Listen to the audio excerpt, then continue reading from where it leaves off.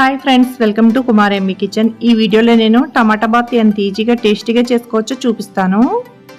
ముందుగా స్టవ్ వెలిగించి పాన్ పెట్టుకుని 2 స్పూన్లు ఆయిల్ వేసుకుందాము. నూనె కాగిన తర్వాత చిన్న బౌల్ జీడిపప్పు, అదే బౌల్తో వేరుశనగుళ్ళు వేసుకుని కొంచెం ఫ్రై చేసుకుందాము.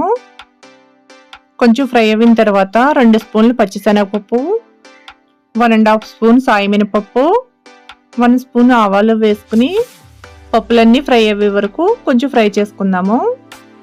పోపులన్నీ కూడా 30% ఫ్రై అయిన తర్వాత కట్ చేసి పెట్టుకున్న ఫ్రెంచ్ బీన్స్, క్యారెట్ ముక్కలు, పచ్చి బఠానీ వేసుకున్న తర్వాత కొంచెం ఫ్రై అవనిద్దాము. కొంచెం ఫ్రై అయిన తర్వాత సన్నగా కట్ చేసుకున్న ఉల్లిపాయ చీరికలు, పచ్చిమిరపకాయ చీరికలు, కొంచెం కరివేపాకు, సన్నగా కట్ చేసుకున్న అల్లం ముక్కలు వేసుకున్న తర్వాత తగినంత ఉప్పు వేసుకుని బాగా కలుపుకున్న తర్వాత కొంచెం ఫ్రై అవనిద్దాము.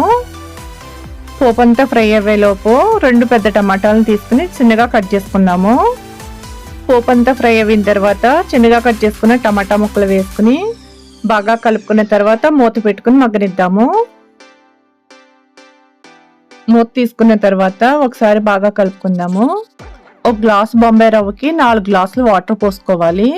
మరిగేటప్పటికి 3.5 గ్లాసులు అవుతుంది. ఇప్పుడు వాటర్ పోసుకుందాము. వాటర్ పోసిన తర్వాత ఉప్పు వేయనవసరం లేదు, ముందు వేసుకున్నాం కదా, అది సరిపోతుంది.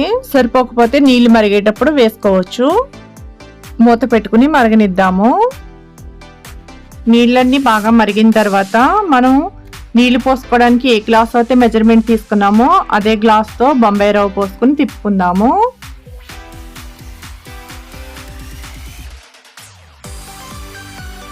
టమాటా బాత్ బాగా ఉడికి దగ్గర పడిన తర్వాత 2 స్పూన్లు నెయ్యి వేసుకుని మూత పెట్టుకుని మగ్గనిద్దాము.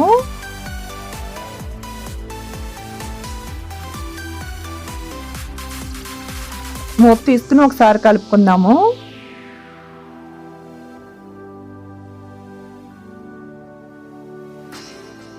టమాటా బాత్ రెడీ అయిపోయింది. ఒకసారి బాగా కలుపుకున్న తర్వాత సర్వింగ్ ప్లేట్లోకి తీసుకుందాము. టమాటా బాత్ ఎంత ఈజీనో చూసారు కదా. మీరు ట్రై చేసి మీకు ఎలా వచ్చిందో కామెంట్ బాక్స్లో తెలియజేయండి. మీరు నా ఛానల్ సబ్స్క్రైబ్ చేసుకున్నట్లయితే సబ్స్క్రైబ్ చేసుకోండి. పక్కనే ఉన్న బెల్ బటన్ నొక్కండి. నేను పెట్టే ప్రతి వీడియో మీకే ఫస్ట్ నోటిఫికేషన్ వస్తుంది. Bye friends.